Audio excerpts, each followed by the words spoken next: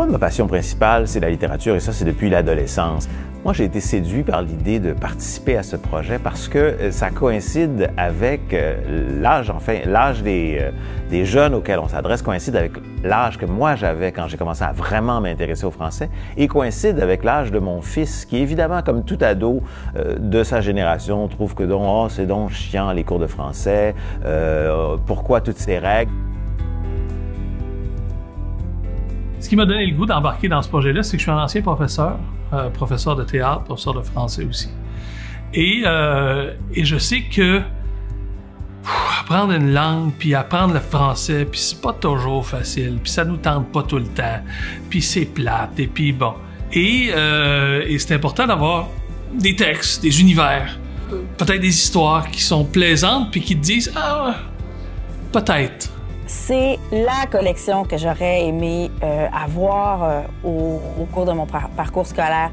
Il me semble comme de me faire proposer des lectures, une vision de la littérature, de l'amour des mots, de l'amour des histoires, par des gens qui sont dans le milieu des médias ou dans le milieu des communications ou de la musique, des figures connues. Ça crée une espèce de courroie de transmission. J'aimerais que, justement, toute l'approche du livre, de la photo, du texte de présentation, à la manière dont les choses sont amenées, que ça fasse office, justement, de fenêtre, en quelque sorte, pour qu'un élève ou qu'une élève se retrouve dedans. Ça fait en sorte que cette collection-là a un plus. Elle possède ce petit plus qui fait probablement une différence dans l'esprit des jeunes. Toute la manière dont c'est fait, les petites bulles à côté et tout ça, c'est des choses qui nous marquent sans même qu'on s'en rende compte. Et justement, lors du processus, je pouvais revoir mes propres livres scolaires et donc les éléments, les petites images, les petites citations qui moi-même m'avaient marqué.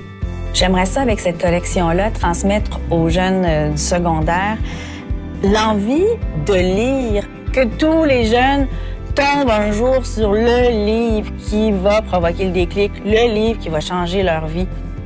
L'important, c'est peut-être d'arriver juste à semer une graine d'intérêt. C'est tout.